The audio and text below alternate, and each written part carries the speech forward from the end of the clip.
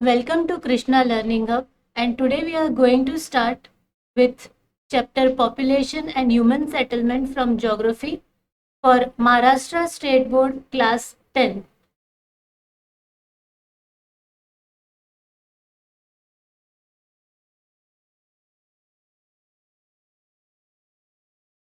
Now we are talking about the word population, that is chapter number 6. Population means it is the qualitative aspect of population. Now, why it is the important source and why it is like qualitative?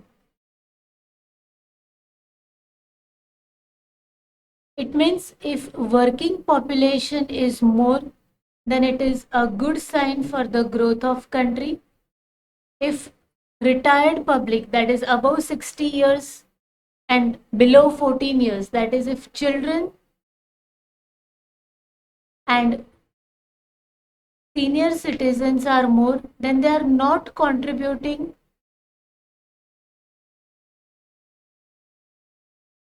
to income. So they are not a part of growth. So we required the qualitative aspect of the population, which will help for economic and social progress of the country. Now, as we are comparing throughout India and Brazil, first we will see about Indian population. So, India is having a population around 121 crores. As per the census of 2011, and it is the second most populous country.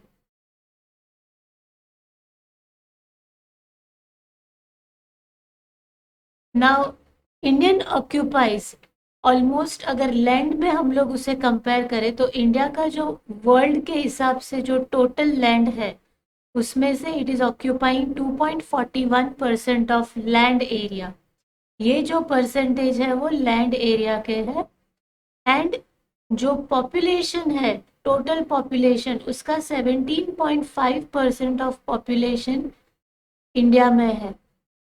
So in India, average density of population is 382 person per square kilometer.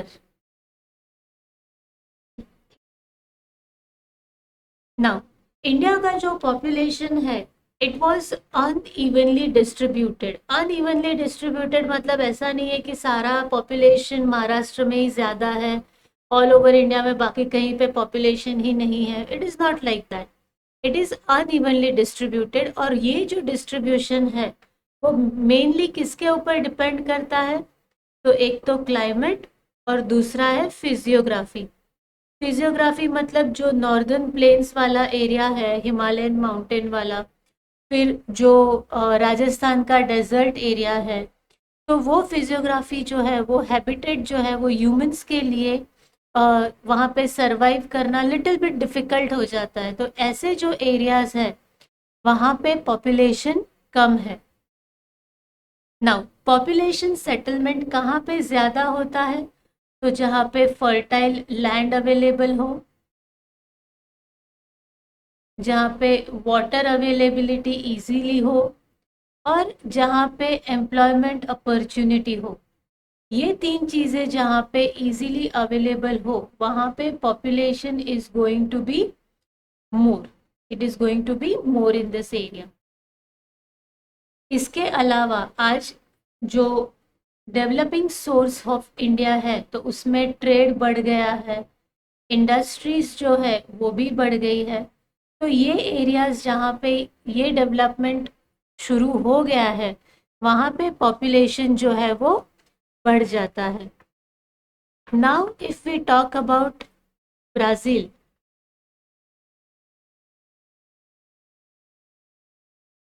तो Brazil जो है वो most populated country है इन south American continent.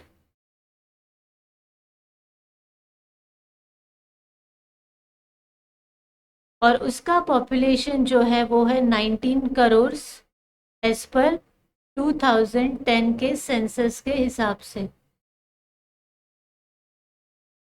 It will rank 5th in the world as per the number of population. And उसका भी जो world का total land area है उसमें से 5.6% जो लैंड एरिया है वो ब्राज़ील ऑक्यूपाई करता है, लेकिन सामने पॉपुलेशन जो है वो 2.78% of world population will you find it in the Brazil. तो वहाँ की जो पॉपुलेशन डेंसिटी है दैट इज 23 पर्सन्स पर स्क्वायर किलोमीटर है. नाउ ब्राज़ील में भी जो पॉपुलेशन है उसका डिस्ट्रीब्यूशन किस तरह से है, अनइवन है, क्योंकि वहाँ की भी फिजियोग्राफी में रेन फॉरेस्ट वाला एरिया है, अमेजोन बसीन वाला एरिया है. So it will be quite little difficult for human settlement to go there and to settle there. So majority of Brazilian जो है वो 300 किलोमीटर का जो एरिया है कोस्टल प्लेन का, उसी के इर्द गिर्द में पूरा पॉपुलेशन जो है वो वहाँ पे रहता है, मतलब वहीं पर सेटल्ड है. क्योंकि ये जो कोस्टल प्लेन वाला एरिया है it was developed as agricultural also, क्योंकि लैंड वहाँ की फर्टाइल है और इंडस्ट्रीज भी वहाँ पे बहुत सारे सेटअप हो गए हैं. So more population will be concentrated near the coastal plain in Brazil. उसके अलावा जो अमेज़न का इंटीरियर एरिया है, इंटीरियर ऑफ अमेज़न, वहाँ पे पॉपुलेशन जो है वो बहुत स्पेर्स है. स्पेर्स मतलब बहुत कम है. क्यों? क्योंकि ये एरिया अनफेवरेबल है क्लाइमेट वाइज. वहाँ का क्लाइमेट जो है वो मॉर्निंग तक बहुत गर्मी, आफ्टरनून के बाद हैवी रेनफॉल, मार्शी लैंड है वहाँ पर. तो ये सारी चीज़ों की वजह से human settlement will not be heavy, उसको वहाँ पे कंफर्टेबल एरिया नहीं होता है. ये सारी चीज़ों की वजह से वहाँ पर ह्यूमन सेटलमेंट्स जो है बहुत कम है. और सेंट्रल और western part of Brazil is also less populated. Now हमें अलग अलग कंपोजिशन में पॉपुलेशन को लर्न करना है.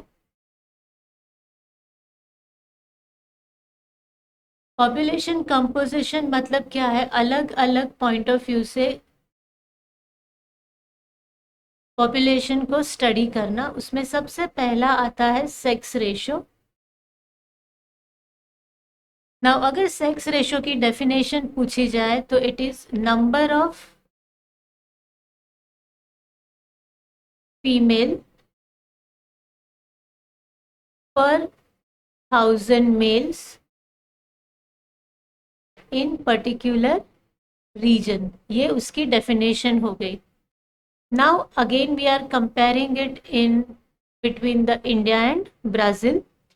तो ब्राज़ील का जो सेक्स रेशो है it is more than 1000 since decades, मतलब लास्ट डिकेड से नंबर ऑफ फीमेल्स जो है वो वहाँ पर ज़्यादा है. और वही अगर हम लोग इंडिया में कंपेयर करें तो man out number the women, मतलब इंडिया में वुमेन्स के नंबर्स जो है वो कम है कंपेयर टू द मैन. और ये रेशो जो है वो इंडिया में कंटिन्यूसली फ्लक्चुएट हो जाता है. और इंडिया में इसी के लिए, ताकि फीमेल रेशो जो बढ़े, उसी के लिए इंडिया के अंदर गवर्नमेंट ने पॉलिसी स्टार्ट की थी, सेव गर्ल टीच गर्ल. इस पॉलिसी के तहत they are thinking that there will be a more number of female members. दूसरा हम लोग जो कंपैरिजन कर सकते हैं that is age and sex pyramid. Now here you will get the considering age population of Brazil जो है it is getting slowly older. और इंडिया में जो है वो यूथ ज़्यादा है. इंडिया का जो पॉपुलेशन है उसमें यूथ पॉपुलेशन जो है वो ज़्यादा है. और ब्राज़ील में जो है ओल्ड पीपल आर मोर। यहाँ पे क्या होता है कि अगर youth generation is more in number, then that country will be having economic growth, क्योंकि आगे जाके ये जो पॉपुलेशन है वो कंट्री के इनकम में कंट्रीब्यूट करेगा. So this population is known as working population. It's a part of working population. और जबकि ब्राज़ील में जो है there is older population, so they are not contributing to the economic growth.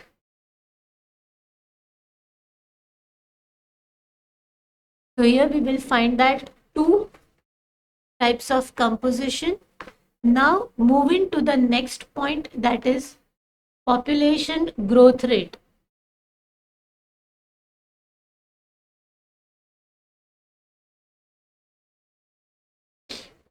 Population growth rate का मतलब है कि जो ग्राफ हमें दिखता है आइदर वो अपवर्ड है या वो डाउनवर्ड है. अगर डाउनवर्ड ट्रेड है, अगर ग्राफ की लाइन डाउनवर्ड जाती है, इट मीन्स डिक्रीजिंग ट्रेड है. अगर वो अपवर्ड जाती है थोड़ी भी, इट मीन्स वहाँ पर इंक्रीजिंग ट्रेंड है. ये पहले सिंपली आप समझ लीजिए. नाउ अगर हम लोग इंडिया और ब्राज़ील के पॉपुलेशन की बात करें, तो growth rate of population in Brazil, हम we will write Brazil.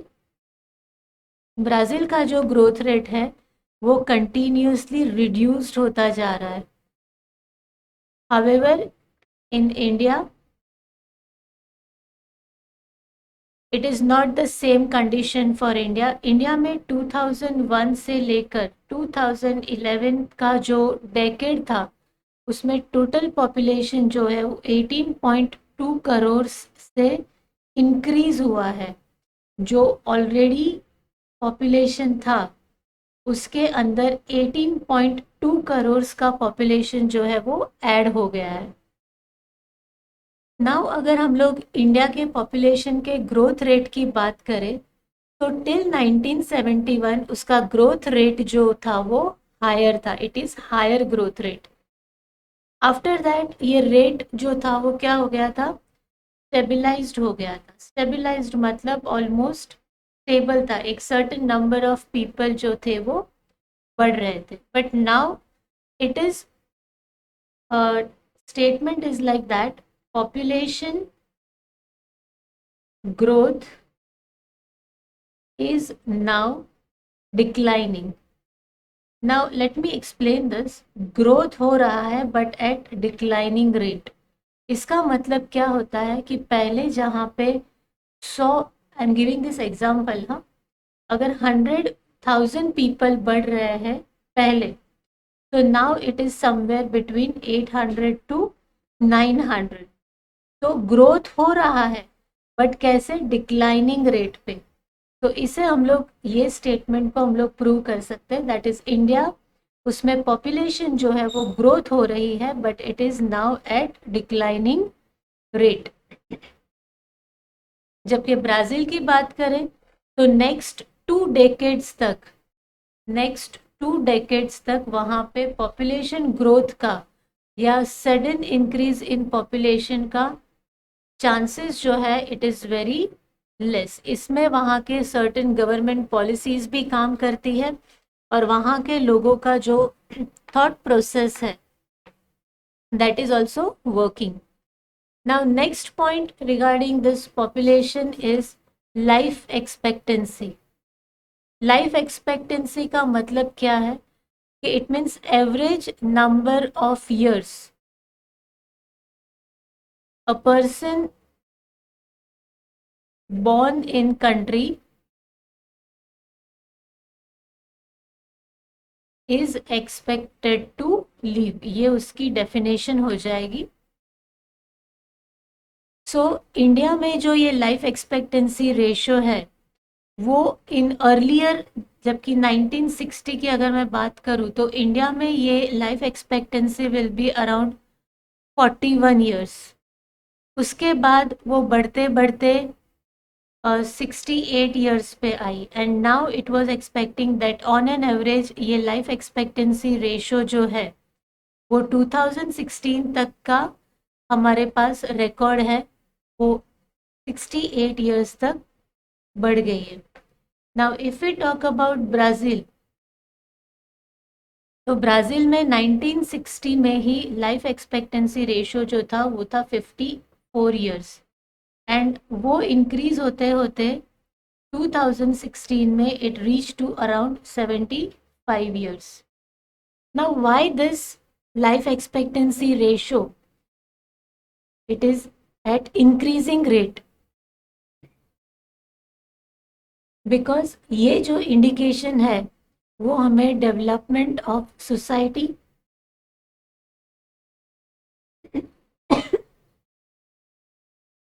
Development of society या तो कंट्री का ग्रोथ दिखाती है। नाउ इसके सबसे बड़े रीज़न में से एक है improvement in health facilities. Now we are talking about in the year 1960, तो उस टाइम पे जो मेडिकल फैसिलिटीज़ अवेलेबल थी उसके हिसाब से आज के जो हेल्थ फैसिलिटीज़ है उसमें काफ़ी इम्प्रूवमेंट है। नए नए मेडिसिन्स के ग्रोथ होते रहते, तो progress in the medical field, लोगों के अंदर फूड और उसके न्यूट्रिशन लेवल को लेकर एक अवेयरनेस आ गई है। तो ये जो अवेयरनेस की वजह से उनकी लाइफ एक्सपेक्टेंसी जो है वो धीरे धीरे एवरेज में बढ़ती गई है, बट सोशियो इकोनॉमिक डेवलपमेंट भी इसके साथ बढ़ता है। Now we talk about the last topic of this chapter and that is literacy rate. Literacy rate मतलब कितना पॉपुलेशन उसमें से जो है वो एजुकेटेड है, percentage of population of a given age group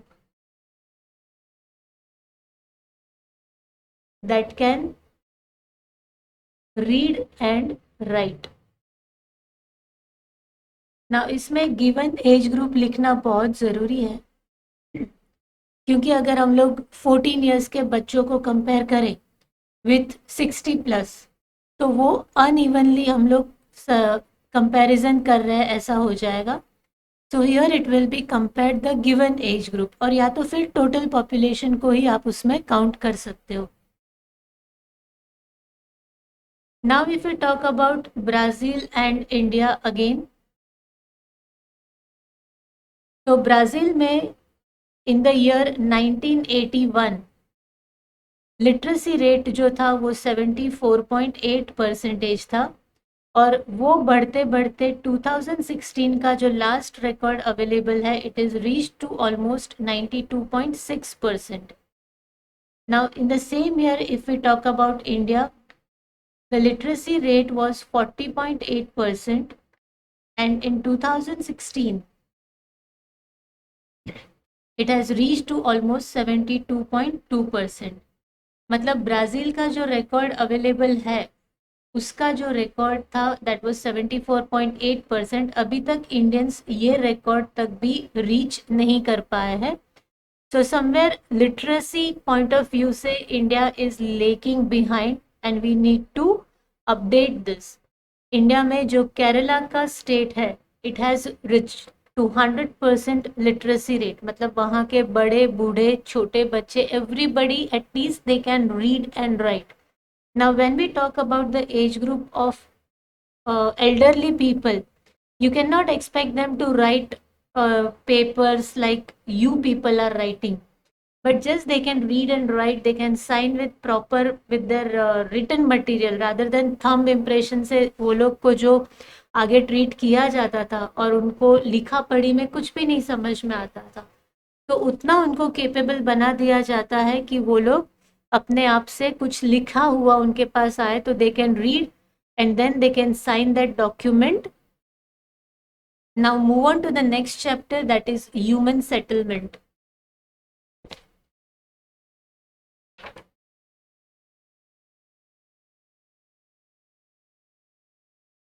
when we talk about human settlement, उसका simple मतलब है कि where the population suppose to live and how we are going to think about कि कहाँ रहना है।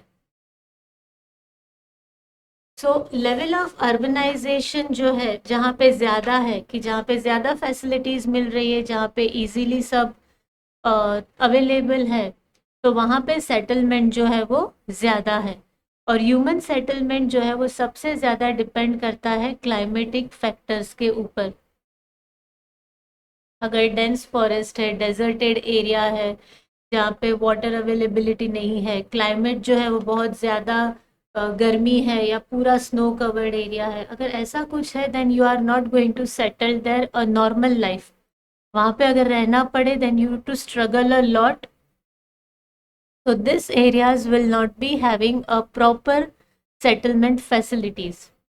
Now अगर हम लोग एक नॉर्मल बात करें, तो जैसे विलेजेस है, तो वहाँ पे पेट्रोल पंप अवेलेबल होते हैं, थिएटर अवेलेबल होते हैं, वीकली मार्केट होता है, प्राइमरी हेल्थ केयर होता है, प्राइमरी स्कूल और सीनियर स्कूल्स होते हैं। बट फॉर दिस पीपल, अगर they required a higher education, then they have to move on to the cities, जहाँ पे यूनिवर्सिटीज़ अवेलेबल है, कॉलेज अवेलेबल है। अगर उनको हेल्थ के कोई इश्यूज होते हैं, तो मल्टी स्पेशलिटी हॉस्पिटल उनको जो मिलेगी वो सिटीज़ में मिलेगी, not in the village. Village they will get primary health center या एक छोटा बड़ा हॉस्पिटल होता है। But again for all this reason they have to depend on the city area, या तो urbanized area. Now we if talk about urbanization, इसको हम लोग इंडिया और ब्राज़ील दोनों के साथ कंपेयर करते हुए ये टॉपिक को लर्न करेंगे। अर्बनाइजेशन मतलब level of urbanization is measured in terms of the percentage of urban population to total population। मतलब total population जो है उसमें से urban population कितना है, urban population to total population। Now जहाँ पर इन दोनों का रेशो जो है वो प्रॉपर आता है, मतलब suppose 50% are living in village and 50% are living in urban area, तो ये रेशो में हम लोग बोल सकें कि दोनों एरियाज इक्वली डेवलप्ड है। लेकिन अर्बन एरियाज में 80 है और विलेज एरिया में 20 है, मतलब more people are moving towards the urban area. Now first we talk about India. तो इंडिया में अर्बनाइजेशन प्रोसेस जो है वो बहुत स्लो है। इन 2011 जो हमारे पास लास्ट रिकॉर्ड है, उसमें 31.16% people are living in the urban area. और ये भी जो है वो इंडिया के दो एरियाज, जिसमें हम लोग साउथ और नॉर्थ में करें, तो southern part will be more urbanised. इसमें हम लोग अगर गोवा की बात करें, तो it was most urbanised area, क्योंकि उसके टोटल पॉपुलेशन का 62% जो है वो गोवा में अर्बन एरियाज में रहता है। And if we compare it in Delhi, तो दिल्ली में 80% population are living in the urban areas. लेकिन आगे अगर साउथ में हम लोग देखा जाए, तो केरला, गुजरात, महाराष्ट्र, तमिलनाडु, इनमें अर्बनाइज्ड एरिया जो है वो ज़्यादा है। जबकि नॉर्थ साइड में हिमाचल प्रदेश, जम्मू कश्मीर, उत्तराखंड, राजस्थान, ये देखा जाए तो वहाँ पे अर्बनाइजेशन स्लो है। क्यों? क्योंकि वहाँ के क्लाइमेटिक कंडीशंस जो है, it is not suitable for the human. Now we talk about Brazil here. तो ब्राज़ील वो भी इंडिया की तरह डेवलपिंग कंट्री है, बट उसका अर्बनाइजेशन जो है, it is highly urbanized area जो है वो वहाँ पर डेवलप्ड है। ऑलमोस्ट 86% ऑफ पॉपुलेशन जो है ब्राज़ील में वो अर्बनाइज्ड एरिया में रहता है। और ये जो है mainly south east area, Brazil का सदर्न पार्ट जो है, वहाँ पे ये अर्बन पॉपुलेशन जो है मेनली कॉन्सेंट्रेटेड है। जैसे कि साओ पाउलो जो है यहाँ पर, वो मोस्ट अर्बनाइज्ड स्टेट्स में से एक है। Now why it is like that? क्योंकि वहाँ पे मेजर डेवलपमेंट जो है वो इसी डायरेक्शन में है। एक मेट्रोपॉलिटन सिटी के हिसाब से वो डेवलप्ड है और बहुत सारी इंडस्ट्रीज जो है वो इस एरिया में ऑलरेडी सेटअप की गई है। तो people will get employment, proper climate, staying area and food availability. तो people are more moving to the south. इसीलिए ब्राज़ील की गवर्नमेंट ने क्या किया है, उन्होंने गो वेस्ट पॉलिसी का इंट्रोडक्शन किया हुआ है ब्राज़ील में। इसका मतलब क्या है कि सारे के सारे लोग, more population is concentrated towards the south area. तो वहाँ पे पॉपुलेशन बढ़ गया है, उसकी वजह से होने वाले प्रॉब्लम्स बढ़ रहे हैं, और वेस्ट में कुछ भी पॉपुलेशन जो है बहुत स्पेर्स है। तो वहाँ पे अगर विलिंगली कोई शिफ्ट होता है तो गवर्नमेंट उसको जॉब की और उसके रहने की वगैरह इंसेंटिव्स उसको ये गो वेस्ट पॉलिसी में दिया गया है। और इसका मेन रीज़न है to reduce the burden of population, और दूसरा रीजनल इम्बैलेंस को भी उनको कवर करना है, क्योंकि सारे के सारे अगर एक ही साइड पे आ जाएगा तो बाकी के एरिया में रहने वाला कोई नहीं होगा। तो ये जो रीजनल इम्बैलेंस वहाँ पे क्रिएट होता है, उसकी वजह से उन्होंने ये गो वेस्ट पॉलिसी जो है वो इंट्रोड्यूस करी है, ताकि पब्लिक जो है वो साओ पाउलो और उसके आजू बाजू के एरिया से थोड़ा बहुत जो है वो वेस्ट की तरफ जाके सेटल्ड होना शुरू कर दे। Now we talk this human settlement with different points. So first उसमें आता है climate. If we talk about Brazil, और ब्राज़ील में भी अमेज़न बसीन का जो एरिया है, ब्राज़ील में ये एरिया जो है वो सबसे बड़ा है, बट बिकॉज ऑफ क्लाइमेट, और कैसा क्लाइमेट है, अनहेल्दी क्लाइमेट है। इस क्लाइमेट में कोई भी ह्यूमन सेटलमेंट लॉन्गर पीरियड तक सरवाइव नहीं कर पाता। तो ये जो है वो पॉपुलेशन सेटलमेंट के लिए अनफिट है। उसके बाद दूसरा पॉइंट अगर हम लोग ले, दैट इज लैंड। अगर हम लोग लैंड के पॉइंट ऑफ व्यू से कंपेयर करें तो ये एरिया जो है वो पूरा रेन फॉरेस्ट से कवर है, और ये रेन फॉरेस्ट जो है वो कैसे है, बहुत डेंस है।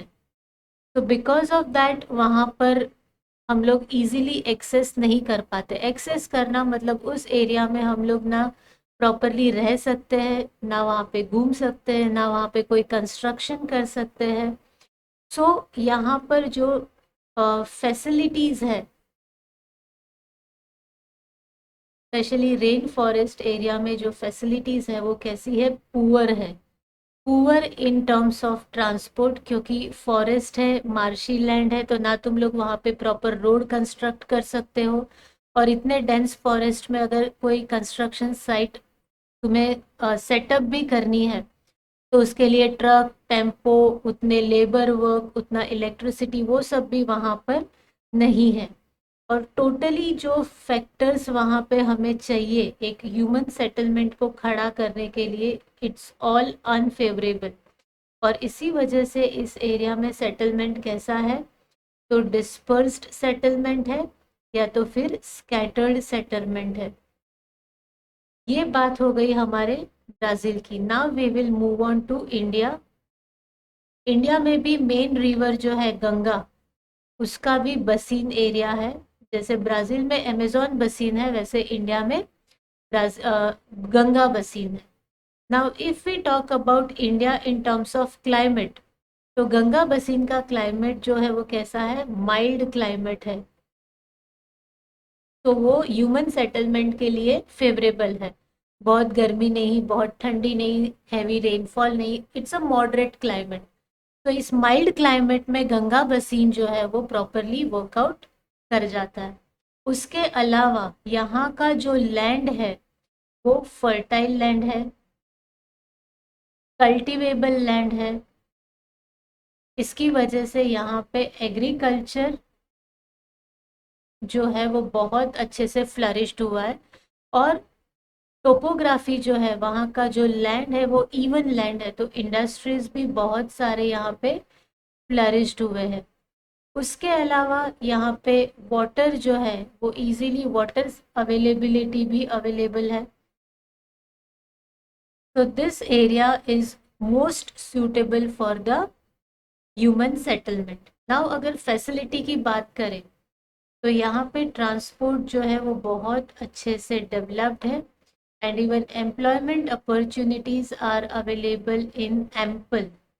एम्पल मतलब बहुत सारा। अगर तुम में कोई स्पेशली स्किल है then you can work in industry. If you are little less skilled या तुम्हें कोई भी चीज़ नहीं आती है then you can get one or the other job in the agricultural field.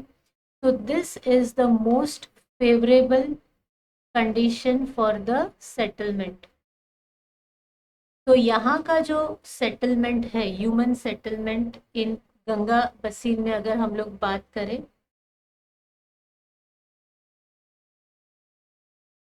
तो it is nucleated and dense population है। Dense settlement जो है वो यहाँ पर डेवलप हुआ है। इसके दूसरे भी रीज़न ये है कि यहाँ पर नर्मदा रिवर का भी प्लेटू है, फिर पैडी लैंड्स इन बिहार है, यूपी है और विंध्याचल प्लेटू जो इस एरिया में है। They are also having all this favourable settlement and reasons to get the people attract towards this area. इसके अलावा डिस्पर्स्ड सेटलमेंट इंडिया में कहाँ पर है? तो डिस्पर्स्ड सेटलमेंट जो है, डिस्पर्स्ड मतलब कम settlement, less number of people, तो स्पेशली वो राजस्थान स्टेट में एंड हिमालयन माउंटेन रीजन में। ये दो एरिया में इंडिया में जो ह्यूमन सेटलमेंट है वो बहुत लेस है। तो कोई भी एरिया का अगर हमें ह्यूमन सेटलमेंट कैसा है अगर वो मेजर करना है तो हमें ये चार चीज़ें जो है climate, land, availability of facility और उसके हिसाब से वहाँ पे सेटलमेंट कैसा है वो हमें फाइंड आउट करना है and accordingly we move on to the decide कि ये एरिया जो है वो डेवलप्ड है, अंडर डेवलप्ड है, फेवरेबल फॉर ह्यूमन सेटलमेंट है या अनफेवरेबल है। Now next one important topic is human settlement in certain specific location. Now specific location का मतलब उसको हम लोग दो पार्ट में डिवाइड करेंगे। एक उसमें again we will move on to the word unfavourable and दूसरा जो है उसको हम लोग फेवरेबल में काउंट करेंगे। फेवरेबल फ्रेश एयर की अवेलेबिलिटी, ब्राइट सनलाइट होना चाहिए, उसके बाद वाटर अवेलेबिलिटी एम्पल होना चाहिए, there should be a fertile land so food resource के लिए हम लोग किसी के ऊपर डिपेंड ना रहे, रेनफॉल जो है वो मॉडरेट होना चाहिए और इसके अलावा वहाँ पे इंडस्ट्रीज का अगर सेटलमेंट है तो ये सारे एरियाज में से अगर 4 या 5 भी अवेलेबल है तो ह्यूमन सेटलमेंट जो है वो यहाँ पर अच्छे से ग्रो होता है। Now if I talk about unfavourable तो सबसे पहले क्लाइमेट वाइज जाएंगे तो डेजर्ट या ड्राउट प्रोन जोन, उसके बाद इनफर्टाइल लैंड और दूसरा है अनहेल्दी क्लाइमेट। अभी ये सारी चीज़ें अगर होगी ऐसी तो लैंड वहाँ की कैसी होगी? It will not support, it is not going to support any of the agricultural land, agricultural activity और ना ही any of the industry। तो यहाँ पर ह्यूमन सेटलमेंट जो है उसका ग्रोथ जो है वो पॉसिबल नहीं है। तो here we are concluding with this chapter that is human settlement.